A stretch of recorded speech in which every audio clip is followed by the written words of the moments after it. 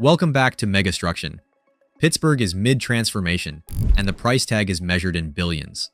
Tonight we tour the projects rewriting how the city flies, heals, moves, and makes things. Imagine landing in a brand new $1.7 billion terminal, then riding a rapid bus spine into hospitals rising like high-tech fortresses. Under your feet, a $2 billion clean water overhaul bores deep tunnels to tame storm surges. Out on former steel yards, robots and biomanufacturing labs switch on the next economy. Here's the tension. Can a legacy steel capital scale 21st century infrastructure fast enough without leaving neighborhoods behind? Which investment changes daily life first? Airports, hospitals, pipes, or transit? By the end, you'll know what opens when, what it costs, and the engineering gambles driving Pittsburgh's billion-dollar future.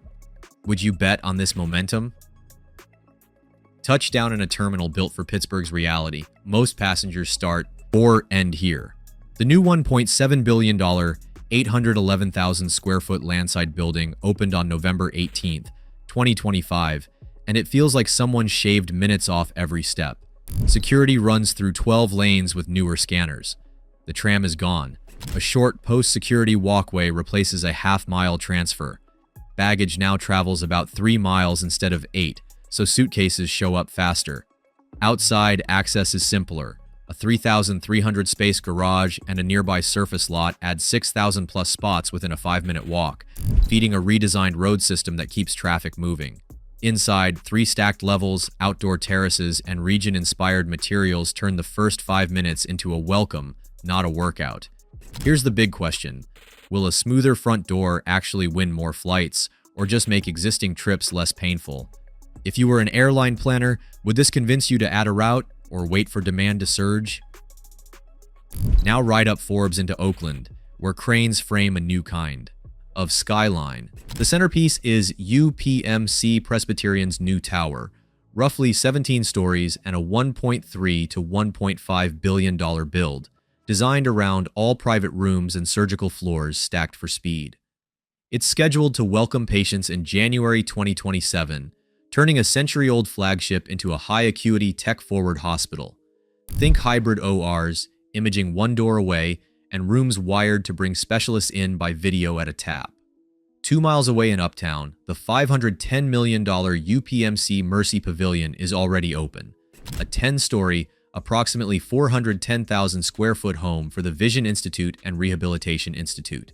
It's purpose-built, motion labs, low-vision clinics, daylight-tuned interiors, so research and therapy happen side by side. For patients, that means fewer transfers. For clinicians, faster iterations from lab bench to bedside. The engineering headache?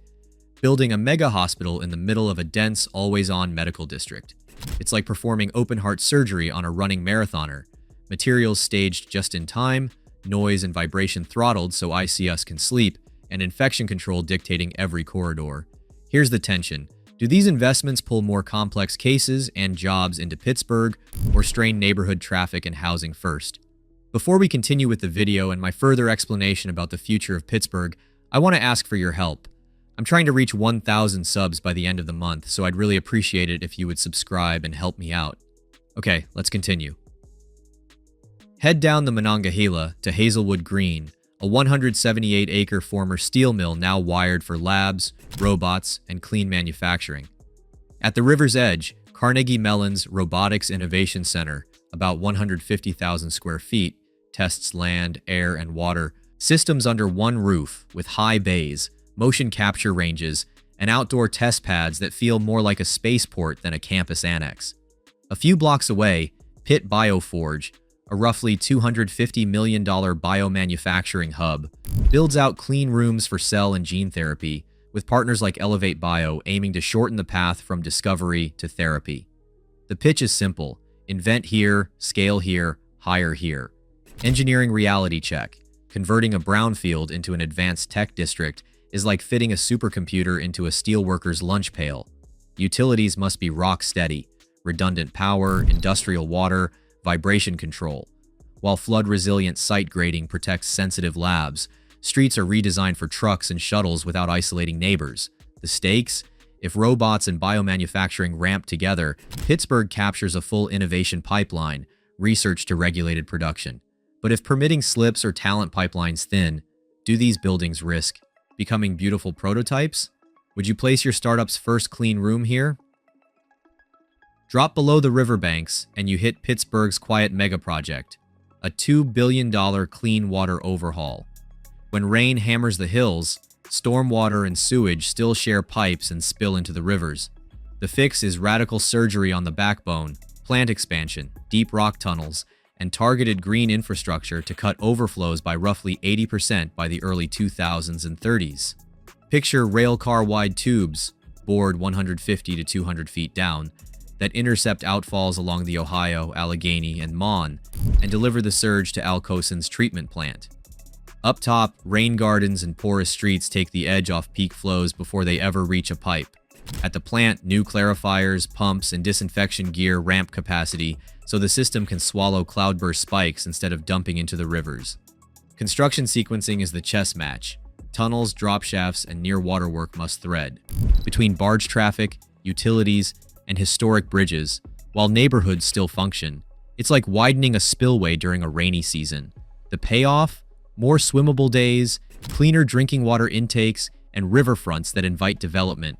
But if costs rise or storms intensify, do we build enough and fast enough?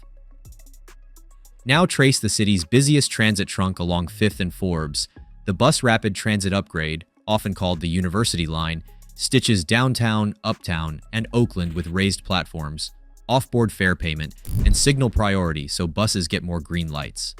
Construction is concentrated around Oakland, where crews are setting platforms, canopies, and utilities for a first wave of stations, 9 outbound, 5 inbound, that standardize boarding heights and speed dwell times. Why BRT here? This corridor already carries a crush of students, clinicians, and workers. Small design wins add up.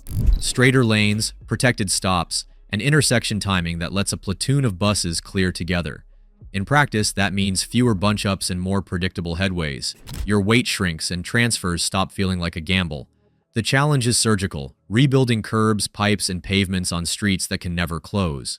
Will riders see faster trips day one, or only after the last barricade comes down?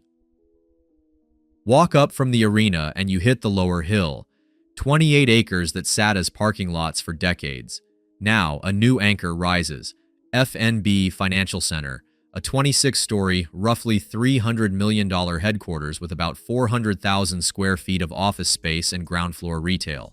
Ribbon cuttings kicked off in 2025, signaling that this hillside gap is finally stitching back to downtown. Around it, the master plan layers offices, housing, public, plazas, and an events venue over new streets that reconnect the historic street grid. Engineering on a slope is tricky. Terrace podiums, deep foundations, and stormwater controls have to manage heavy runoff without flooding downhill blocks. Add in utility upgrades, traffic reconfiguration, and construction staging next to the arena's event calendar. Every pore is a puzzle. The question is, community return. Can new jobs, contracts, and affordable units land fast enough to balance rising land values? If you lived here during the lost lot years, would this feel like repair or replacement? Zoom out and you see Pittsburgh riding 2 converging waves, AI infrastructure and energy capacity. In mid-2025, national attention swung through the city as companies and officials touted multi-billion-dollar plans for data centers, grid upgrades, and advanced computing across Pennsylvania. Pittsburgh as the academic industry hub that makes it real. What does that look like on the ground? Think high-density server halls sited near robust transmission, fiber spines, and reliable cooling. Think university labs feeding models and robotics into industry pilots at places like Hazelwood Green. Energy is the hinge. Western Pennsylvania's mix, gas turbines, growing renewables, and regional transmission positions the metro for 24/7 loads that AI demands. But here's the catch. Megawatt-hungry data centers compete with neighborhoods and factories for power. Substations, water for cooling, and noise controls all need to land without crushing local grids or river draws. So the question becomes, can Pittsburgh convert AI headlines into durable jobs and tax base while keeping lights on and bills stable? If you ran the grid, where would you say yes first? Before we continue with the video and my further explanation about the future of Pittsburgh, I want to ask for your help. I'm trying to reach 1,000 subs by the end of the month, so I'd really appreciate it if you would subscribe and help me out. Okay, let's continue. Add it up and the picture sharpens. A $1.7 billion terminal smoothing first impressions, 17 stories of next-gen care rising in Oakland, a 178-acre steel yard reborn for robots and biomanufacturing, $2 billion in tunnels set to cut river overflows by approximately 80% by the early 2000s and 30s, a 26-story headquarters stitching the lower hill back to downtown, and AI-ready power and fiber racing to keep pace. The choreography is the story. Build the front door, fix the pipes, speed the spine, and light the grid, all at once. Here's the final tension. Will these bets compound into a city that moves faster, heals better, makes smarter, and includes more? Or do delays, costs, and grid constraints blunt the momentum? If you lived here, which milestone would change your routine first? And if you're investing, where would you place your dollar today?